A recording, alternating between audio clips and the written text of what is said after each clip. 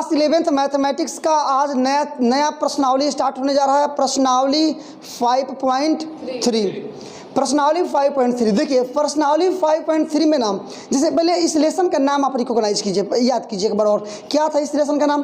तो सम्मिश्र संख्याएं और द्विघात समीकरण। देखिए बात बड़ी सिंपल है जी, पूरी बात को ध्यान से देखिए, एकदम बात सिंपल है।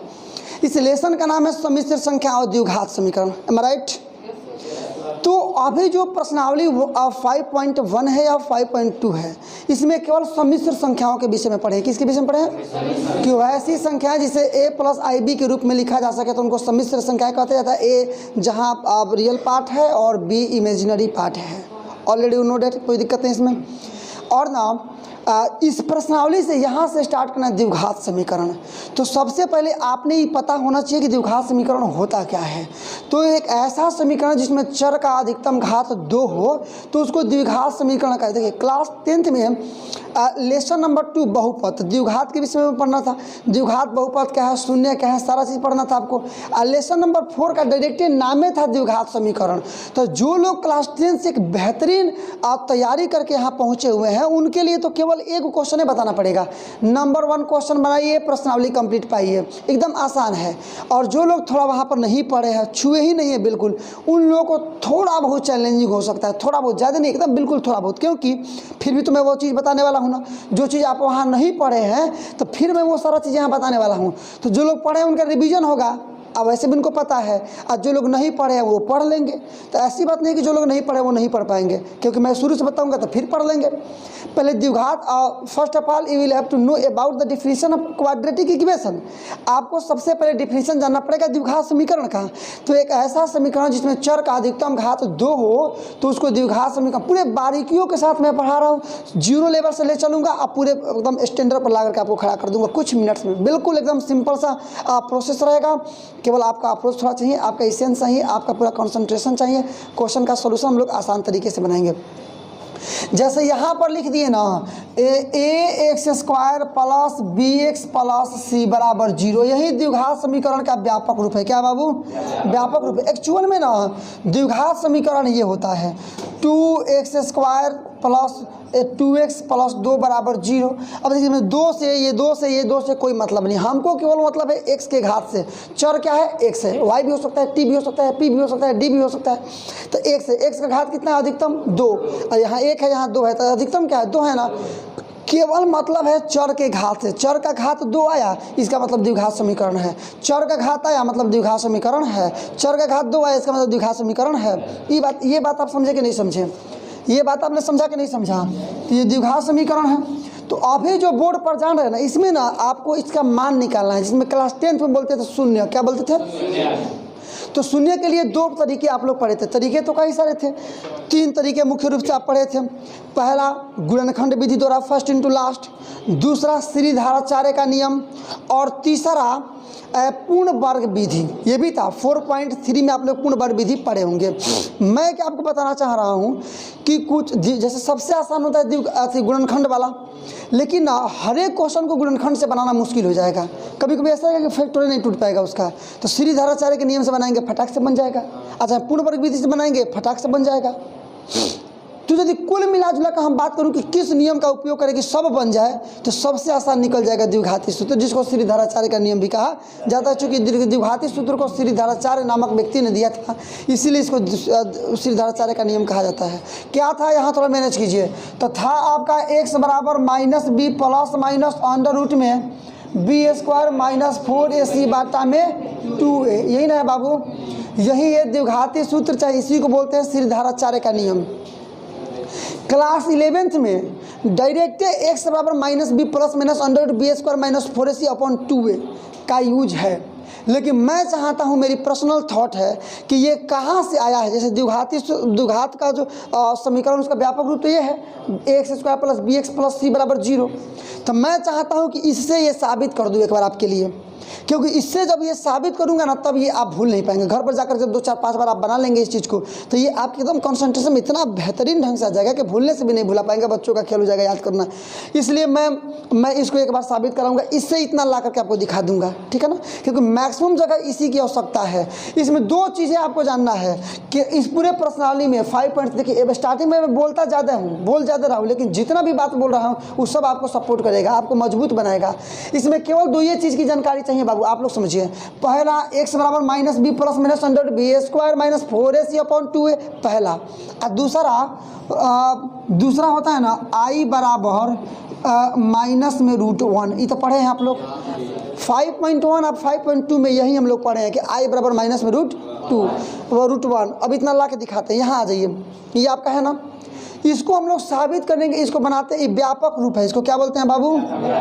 ये ऑब्जेक्टिव में पूछता भी है। ये है आपका व्यापक रूप किसका?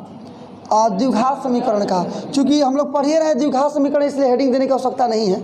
इसी से हम लोग उतना साबित करेंगे। पूर्ण वर्ग विधि आप याद कीजिए, हम लोग क्या निकालते थे? पूर्ण वर्ग विधि। तो पूर्ण वर्ग विधि में सबसे पहले ना ए स्क्वायर को फ्री करते थे, अकेले करेंगे। जो अचर पद होगा ना उसको फ्री करेंगे। जैसे सबसे पहले क्या कर देंगे कि ए एक्स स्क्वायर आप plus b x plus c बराबर 0 है ना, तब प्रयास करेंगे एकदम बारीकियों के साथ समझिए कि क्या कर दे कि ए खत्म हो जाए, केवल एक्स स्क्वायर बच जाए। तो यहाँ भी ए से भाग दे देंगे, यहाँ भी ए से भाग दे देंगे, यहाँ भी ए से भाग दे। मतलब कहने का मतलब सभी पदों में ए से भाग देने पर, सभी पदों में ए से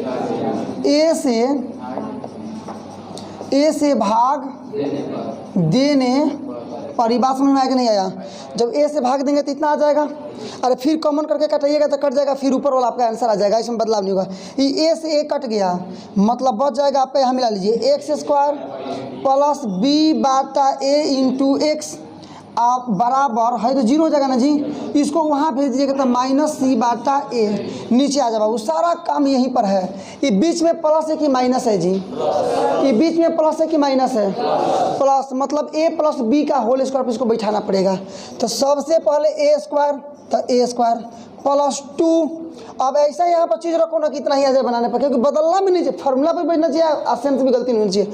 2 इंटू ए के जगह पर पहला वाला x इंटू बी के जगह पर बी आप बात नीचवा क्या लिख देगी कटाने पर, फिर इतना ही आ जाए। तो 2a चेक कीजिए ना। मैंने आपको 2 काम देखना है। एक पहला काम देखना है क्या करूँ कि फॉर्मूले पर बैठ जाए, मतलब 2ab आ जाए, और दूसरा बार इसको बनाने पर इतना भी आना चाहिए। तो ये 2 से 2 कट जाएगा, a बटा बी, x a बटा बी एक्स नहीं हो जाएगा। अब बराबर में हो जाएगा आपका ना माइनस सी बाटा ए। तो देखो ना ये फॉर्मूला पर बैठ गया, एक्स स्क्वायर मैंने ए स्क्वायर, ए की जगह पर एक्स प्लस 2ab, बी की जगह पर 2b बाटा 2a, अब प्लस केवल बी स्क्वायर बच रहा है ना अभी। तो क्या करते हैं ना कि यहाँ भी बी स्क्वायर के ऊपर बी बाटा 2a का स्क्वायर जोड़ दे रहे हैं, इधर भी हम लोग बी बाटा 2a का होल स्क्वायर जोड़ दे रहे हैं। आप देखिए आश्चर्यचकित होने की आवश्यकता नहीं है। ये दोनों ये कट जाएगा, कटेगा कि नहीं कटेगा? कट जाएगा। ई 2 से ई 2 कट जाएगा। तो इस सेम टू सेम इसको हल करेंगे तो इतना माना है कि नहीं आएगा? फिर इधर लाएंगे, आप बाटा वाला जोड़ घटा बनाएंगे तो ये ऊपर वाला लाइन आ जाएगा, इसमें कोई अंतर डिफरेंस नहीं आएगा। मैंने अब एक चीज़ देखिए, ए का मतलब एक्स, आपको ए प्लस बी का होल स्क्वायर फॉर्मूला याद है, a square plus 2ab plus b square. तो ए स्क्वायर प्लस 2ab आप प्लस बी स्क्वायर बैठा के चेक करो ना, 2 जगह ए होता है ना, तो दोनों जगह एक्स है। और 2ab बी के जगह पर बी बटा 2a, अब प्लस में बी स्क्वायर मैंने फिर बी बटा 2a का होल स्क्वायर, तो नहीं आ गया? मैंने जहाँ जहाँ फॉर्मूले में ए होता है वहाँ एक्स है, और जहाँ जहाँ फॉर्मूले में बी होता है वहाँ बी बटा 2b है। तो ए प्लस बी का होल स्क्वायर के जगह पर डायरेक्टली लिख देंगे एक्स प्लस बी बटा 2a का होल स्क्वायर, लिखेंगे नहीं लिखेंगे? आप बराबर में है जो उसको छोड़ देंगे जो कहते हो। आइए ऊपर देखिए क्या करेंगे, क्या करेंगे बोलिएगा? डायरेक्ट एक्स प्लस बी बाटा 2a का होल स्क्वायर कर देंगे, आप बराबर ई माइनस सी बाटा ए तो है ये है, आप प्लस में बी का स्क्वायर करेंगे तो बी स्क्वायर, आप नीचे 2a है ना, तो 2 दूना 4a स्क्वायर। इस लाइन को समझने में किसी को कोई दिक्कत हो तो आप फिर से आप क्वेश्चन मारिएगा, फटाक से मैं इसको समझाने का प्रयास करूँगा, लेकिन कोई दिक्कत होना नहीं चाहिए, क्योंकि सिंपल सा प्रोसेस है। आप फार्मूला याद कर रहे हैं, क्लास 11th के विद्यार्थी भी हैं आप, तो इसमें कोई दिक्कत होनी नहीं चाहिए। अब इसी को हल करेंगे, पक्का है कि हम लोग को जो निकालना है वो निकल जाएगा, इसमें बिल्कुल 1% का भी कोई डाउट नहीं है। विश्वास रखो मुझ पर, विश्वास रखोगे काम हो जाएगा, विश्वास नहीं रखोगे वर्क बिल्कुल नहीं हो पाएगा। इसलिए विश्वास करना सबसे ज़्यादा जरूरी है। बिलीव नहीं रखिएगा काम घबरा जाएगा। यहाँ देखिए इसको मानिए तो यहाँ पर ये x प्लस बी बटा 2a का क्या हो जाएगा होल स्क्वायर बराबर, इसको लघुत्तम दोनों का निकाल लीजिए तो 4a स्क्वायर, ये a से a कट जाएगा, खाली 4a बचेगा ना, तो ऊपर गुणा करेंगे माइनस सी में तो माइनस 4ac प्लस ये सेम टू सेम है तो ऊपर सेम टू सेम रह जाएगा, रह कि नहीं रहेगा। मतलब x प्लस 2 केवल b बटा 2a यदि निकाल लूँ बाबू तो ये वर्ग है, उधर जाके वर्गमूल हो जाएगा कि नहीं हो जाएगा जी। मतलब पहले b को कर लेते हैं, बी स्क्वायर माइनस 4ac बटा में 4a स्क्वायर। अब इसका वर्गमूल निकाल लीजिए, x बराबर है, देखो पहला चीज़ तो वर्गमूल में से कोई संख्या बाहर निकलती है तो प्लस माइनस में रहती कि नहीं रहती है, तो पहले प्लस माइनस में रहेगी, मैंने प्लस माइनस ऊपरा वाला का तो वर्गमूल नहीं निकलेगा तो बी स्क्वायर माइनस 4ac और नीचे वाला का निकल जाएगा 2, 4 का वर्गमूल 2 और a स्क्वायर से एक मतलब केवल 4a है। मैंने आपका मान हो जाएगा x बराबर plus minus b square minus 4ac upon 2a। Clear हो गया।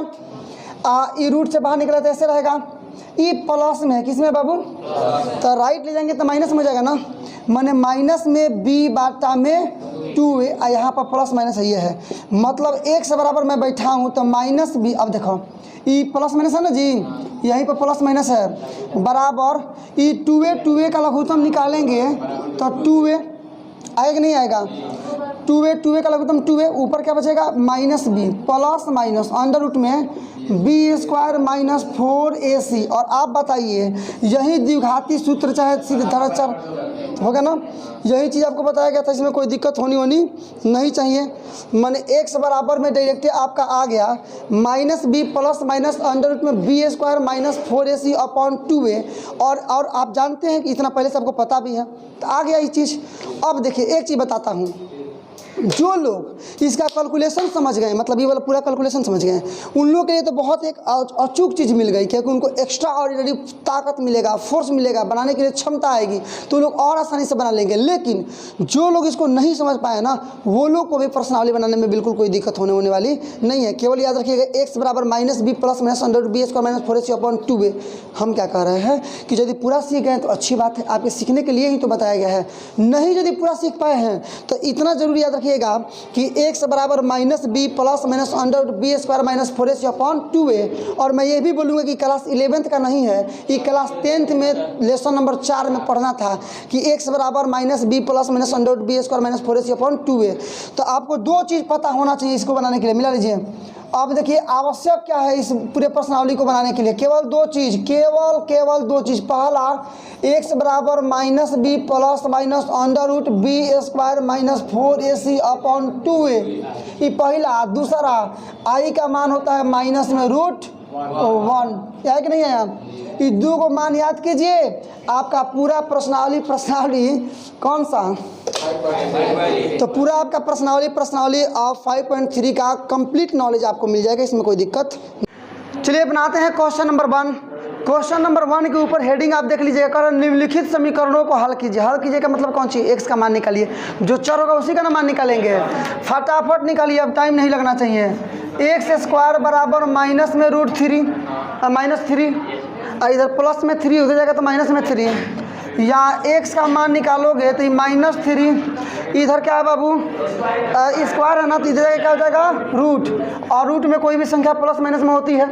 रूट के बाहर भी निकाल के भी दिखाए थे कि रूट के बाहर प्लस भी हो सकता है, माइनस भी हो सकता है, बराबर ही। देखो जी इसको ऐसे लिख सकते हैं, प्लस माइनस रूट 3 आगुणे रूट -1। गुणा करके चेक करो ना, इसको गुणा करके चेक कीजिए। प्लस माइनस ये दोनों रूट में है तो रूट में 3 का 1 में करेंगे, 3 1 में 3, लेकिन माइनस में है तो नहीं है ना, समझ में, माइनस में माने प्लस माइनस ये रूट 3 -1 का मतलब केवल i, यही हो गया आपका आंसर। माने x बराबर प्लस माइनस में रूट 3 i मतलब आयोटा, रूट 3 आयोटा, बस कंप्लीट हो गया। तो क्वेश्चन नंबर यहाँ पर आपका आगे, आप तो चलिए यहाँ तो आपका बनेगा नहीं, अब डायरेक्ट, जैसे क्वेश्चन नंबर 1 डायरेक्ट बन गया, छोटा था, लेकिन दूसरा नंबर क्वेश्चन ना आपको लेके चलना पड़ेगा द्विघाती सूत्र पर, या सीधी धाराचार्य के नियम उसी को बोलते हैं ना। तो इसके लिए पहले कंपेयर करेंगे ना, माने ax square plus bx plus c बराबर 0 से तुलना करने पर तभी ना abc का मान निकलेगा। तुलना, इस बार बार तुलना कर दे रहा हूँ, देख लीजिए। इसका अगला क्वेश्चन से डायरेक्ट लिखूंगा a बराबर b बराबर c बराबर, नहीं समझे आप लोग। क्लास 10th भी स्टार्टिंग में हम लोग तुलना किए थे, लेकिन ना बाद में डायरेक्ट लिखते थे a b c का मान चुन करके। x स्क्वायर का पहले a है, तो x स्क्वायर का पहले क्या है बाबू, इसका मतलब a बराबर 2, ठीक है ना। x के पहले b, x के पहले कुछ नहीं तो 1, मतलब b बराबर 1, तथा अचर पर जो अकेले होगा उसी है c बराबर 1, इसलिए निकाल लो मान डायरेक्ट ऊपर, डायरेक्ट मान निकाल लो। इसलिए x बराबर क्या फॉर्मूला है, -b plus minus under root b square minus 4ac upon 2a, direct मान निकल गया। ज़्यादा देर थोड़े लगेगा, फटाक से बनाना है, ज़्यादा टाइम थोड़े वेस्ट करना है। यहाँ देखो -b का मान कितना है 1, प्लस माइनस अंडर में b स्क्वायर मतलब 1 का स्क्वायर, 4 गुणे a का मतलब 2 गुणे c का मतलब 1, अब बटा में 2 इंटू a का मतलब 2, सही है ना। बना लो, आ गया -1 plus minus under root 1 square का 1 रह जाएगा, 4 दूना 8, 8 -8, बटा में 4 बराबर -1 प्लस माइनस -7 बटा 4। थोड़ा डायरेक्टे काम कर रहे हैं आप लोग, समझ रहे हैं, मैंने काम ऐसे ही करना है। वो तो देखो ना, -√3 को 3 को रूट में 3 गुणे रूट में -1 लिखे थे, उतना लिखने की आवश्यकता ही नहीं है। -1 प्लस माइनस, तुम खुद सोचो ना, है अंदर वाला को केवल 7 गुणे -1 लिख सकते हैं। अरे -7 को 7 गुणे -1 लिख सकते हैं ना, तो 7 का मतलब 7 और -1 का मतलब आयोटा। मैंने अब एक सिंपल भाषा में समझ लो, माइनसवा को ख़त्म करने के लिए ना आई लिख देना बस, माइनस को लिखा ना, इसका मतलब -1 है, क्योंकि अकेले तो माइनस का कोई वैल्यू नहीं है जब तक किसी संख्या, तो जो रूट में होगा उसी को लिख देना। माइनस के बदले में आयोटा लिख देना, आयोटा का मतलब आई, और बटा में 4। आंसर मिला सकते हैं, सटीक आंसर है आपका। देखो जो अगला देखते चलो, तीसरा नंबर बोलिएगा। और अब हम लोग करेंगे 3। यहाँ दिया गया समीकरण है, दिया गया समीकरण है, समीकरण मिलाइए, क्या दिया है ना जी, सॉल्यूशन बना रहे हैं, लिखिए नीचे आ जाओ बाबू। इसलिए डायरेक्ट a का मतलब इसके पहले वाला कुछ नहीं तो 1, b का मतलब x के पहले कुछ नहीं तो 3 है, एंड लास्ट में आपका c बराबर 9। अब चुनने आता है ना जी। अच्छा छोड़ो ना, क्लास 9th की मैं बात कर दूँ ना, 6.1 पढ़ाते हैं ना, तो उसमें कहता है ना, एगो समीकरण देगा, कहेगा ना a b c का मान निकालिए, तो उसी से तुलना करके निकालते हैं। x square plus b x plus c बराबर 0 से तुलना करके a b c का मान निकालते। तो जो a b c का मान निकालने वाली जो प्रोसेस है वो आपके लिए नई बात नहीं है, क्लास 9th से पढ़ते आ रहे हैं। और जो लोग ही नहीं समझ पाता है कि रे भाई x स्क्वायर का पहले 1 बा, तो यहाँ a का मान 1 रखाएगा, जो लोग ही नहीं समझ पा रहे हैं उन लोगों के लिए तो बहुत चैलेंजिंग हो जाए। अब तुम मैथ कैसे पढ़ोगे, तुम चुनाव नहीं कर पा रहे तो कैसे पढ़ोगे। इसलिए डायरेक्ट x बराबर क्या फॉर्मूला है, -b plus minus under root b square minus 4ac बटा में 2a बराबर -b का मतलब प्लस माइनस अंडर रूट में b स्क्वायर मतलब 3 का स्क्वायर माइनस 4 गुणे a का मतलब 1 गुणे c का मतलब 9 अब बटा में 2 गुणे a का मतलब 1। आ गया बाबू, आ गया -3 प्लस माइनस अंडर रूट 3 3 का अब -9 4 का 36 बटा में 2 -3 प्लस माइनस अंडर रूट घटेगा कितना हो जाएगा बाबू, तो 27 -27 होगा ना। अब बटा में 2, इसको फिर लिख दो ना वैसे ही, देखो ना इसको लिख देते हैं -3 प्लस माइनस 9 का वर्गमूल निकलता है 3, तो 9 गुणे 3 9 3, अब -1 कर दो, गुणे में -1 गुणा -1 नहीं होगा क्या, अब बटा में 2 मिला लो बाबू, यहाँ देख लो थोड़ा मिला लीजिएगा। यहाँ माइनस में 3 प्लस माइनस 9 का वर्गमूल 3, रूट में बचेगा केवल 3, अब माइनस आई का मतलब तो आयोटा हो ही जाएगा, बाटा में 2 मिलाओ ना आंसर, यार आंसर आपका फटाक से मिलेगा, कोई दिक्कत नहीं होगा। आ गया ना। क्वेश्चन नंबर हम लोग कितना कंप्लीट किए 3। क्वेश्चन बची 5 मिनट तक कितना बन काली कैलकुलेशन कंप्लीट 10 में से मेन था, अभी मान लीजिए 10 वो आज भी कंप्लीट चल रहा है क्या, मैंने 10 वो कंप्लीट मैं कर दिया होता, लेकिन बेसिक चीज़ नहीं पढ़ा है मैं। यदि बेसिक चीज़ नहीं पढ़ाए होते तो 10 क्वेश्चन कंप्लीट नहीं हो गया होता। मैंने बेसिक बतिया जो पताए हैं पहले वाला वो नहीं बताया होता तो आराम से क्वेश्चन अभी तक 10 कंप्लीट हो गया होता एक साथ, इतना ही कम समय में एक क्लास में आपका पर्सनालिटी कंप्लीट। इससे बड़ा अपॉर्चुनिटी क्या हो सकता है। बढ़िया चल रहा है। यहाँ भी आपको ना वही काम करना है। क्या करते हैं ना, सबसे पहले इसको थोड़ा फ्री कर रहे हैं, -1 कॉमन कर लेते हैं। तो x² माइनस x प्लस 2 नहीं समझे क्या आप लोग? जब माइनस कॉमन करोगे ना रे भाई तो जो अंदर वाला चिन्ह है वो बदल जाएगा। अंदर की चिन्हें सारी बदल जाएंगी। तो प्लस वाला माइनस, माइनस वाला प्लस हो गया। अब ये x² माइनस x प्लस 2 बराबर मिले चलेंगे -1 है, सारा जाके 0 हो जाएगा। इसलिए मान निकालो रे भाई, एक बराबर। अब भाई मान कहाँ से आ रहा है? a का मतलब 1 नहीं समझा, इसके पहले कुछ नहीं तो 1 है। b का मतलब क्या हो जाएगा -1 एंड c बराबर में 2। इसलिए x का मान निकालो -b plus minus under root b² minus 4ac बाटा में 2a। अब तो आप समझिए ना कि आंसर यहीं से निकलेगा। नहीं समझ रहे हैं तो यहाँ पर आपका हो जाएगा -b, मान रख दो भाई।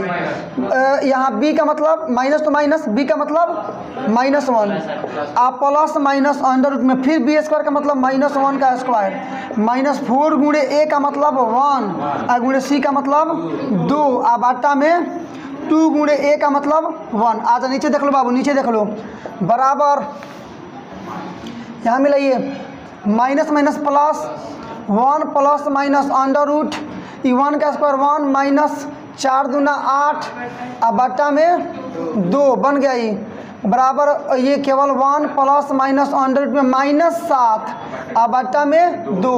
तो 1 प्लस माइनस रूट 7 अब माइनस के बदला में केवल आयोटा अब बट्टा में 2। मिलाओ ना आंसर भाई, पूरा कंप्लीट। तरह से आपने अंत तक देखा और मैं उम्मीद करता हूं कि आपने इसके कंसेप्ट को भी बेहतरीन ढंग से समझा। चलिए अब आपकी रिस्पॉन्सिबिलिटी एक बार और मैं दोहराना चाहता हूं, आपके दायित्व को एक बार और मैं याद दिला देना चाहता हूं। इस पूरे ऐसे विषम परिस्थितियों में मैं आपको बेहतर से बेहतर वीडियो दे रहा हूं, तो आपका भी निश्चित रूप से कुछ दायित्व बनता है कि आप मेरे लिए कुछ करें, इस चैनल के लिए कुछ करें। तो चैनल को सब्सक्राइब तो आप ऑलरेडी कर लिए हैं, किसी और से सब्सक्राइब करना आपका दायित्व बनता है। और इस वीडियो को अधिक से अधिक शेयर करें, वीडियो को लाइक करें। और यदि समझने में कोई परेशानी हो रही है, कोई प्रॉब्लम हो रही है, तो निश्चित रूप से आपको कमेंट करना चाहिए। मैं डेफिनेटली आपके कमेंट्स का 100% सेटिस्फाइड वाला आंसर देने का प्रयास करूंगा। तो चलिए, वीडियो को अंत तक देखने के लिए आपका बहुत बहुत धन्यवाद। और इस वीडियो को शेयर करना आपका सबसे बड़ा दायित्व बनता है, ताकि दुनिया को पता चले कि इस प्रकार हाई लेवल एजुकेशनल वीडियो अब यूट्यूब पर आने स्टार्ट हो गए हैं। और बोर्ड एग्जामिनेशन की तैयारी करने वाले विद्यार्थी या क्लास 9 से क्लास 12 के मैथमेटिक्स की तैयारी करने वाले विद्यार्थी घर बैठ करके ही जबरदस्त उत्साहवर्धक, उत्तेजक, उत्प्रेरक और बेहतरीन स्टडी कर सकते हैं। तो चलिए, आज के लिए केवल इतना ही। व्हाट्सएप, फेसबुक, इंस्टाग्राम, जो भी आपके पास सोशल मीडिया ग्रुप हैं, वहां शेयर करना आपका दायित्व बनता है। अंत में इतना ही। जय हिंद।